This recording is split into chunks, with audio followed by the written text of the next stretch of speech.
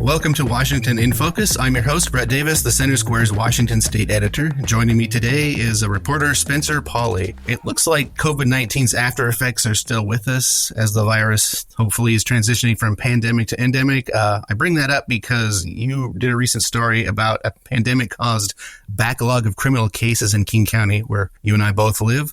You got some numbers from a criminal case backlog report. What did you find? Well, we found that basically all of the district court filed backlog was fully addressed as of March 31st this year. But the issue is that there are over 1,500 more serious cases remaining unaddressed. These are your felony pending cases. And honestly, the report is pretty dreary. Superior Court felony pending cases are not expected to reach pre-pandemic volume within the next several years. And this is under any plausible funding scenarios. So you mentioned the story of federal coronavirus, state and local fiscal recovery funds. Can you tell us about that? Yeah, so basically the county used federal funds to increase funding to address the backlog.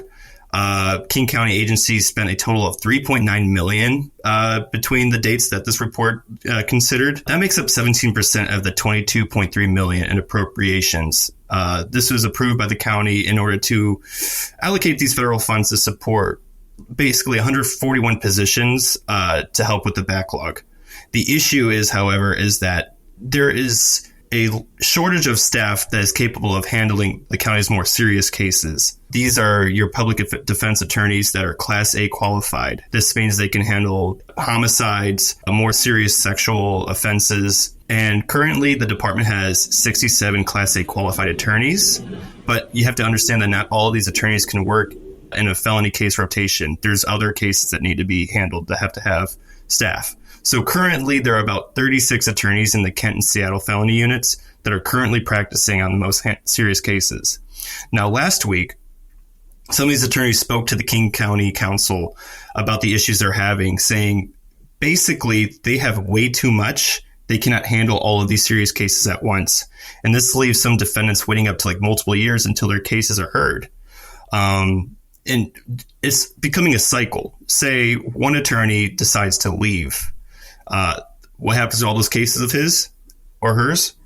It gets transferred over to the next person. And so it seems like no attorney wants to be the last one standing, but they also understand the duty that they have. Sounds like a problem that might be getting worse before it gets better. Absolutely. When you look at the report, the King County executive made recommendations as to address the felony case backlog.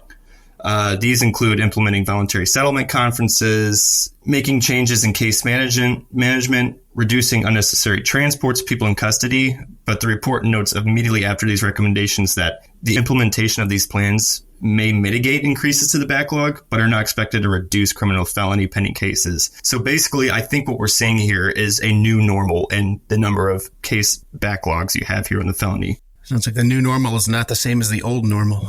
Exactly. Yeah, that's a great way to phrase it. And I think one thing to note is that the number of pending cases in 2019 was 1,636, and we are way above that in just felony cases.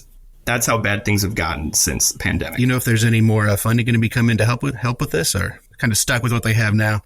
Basically stuck with what they have. Any additional federal funding that they're going to use, from the coronavirus, state and local fiscal recovery funding, it's not expected to result in a return in pre-pandemic levels at all. I mean, the current biennium may mitigate increases in pending cases, but I don't think you're going to see a reduction, especially if the report says so, and for the next several years. It's kind of crazy, the lingering impact that COVID is having on the state and the country as a whole. It's fascinating to see for sure. I mean, there's going to be a second case backlog and we're not going to see this until late next year, probably, because that covers April 1st, 2023 through June 30th, 2024. Right. I've just based on the meeting I saw last week with the attorneys, I don't think it's going to get any better anytime soon. But that's just my prediction. All right. Well, I have a feeling you'll be doing some more reporting on this. Good, bad, or ugly. Yeah, absolutely. All right. Well, thank you so much, Spencer. Listeners can keep up with this story and more at thecentersquare.com. For Spencer Pauly, this is Brett Davis. Please subscribe and thanks for listening.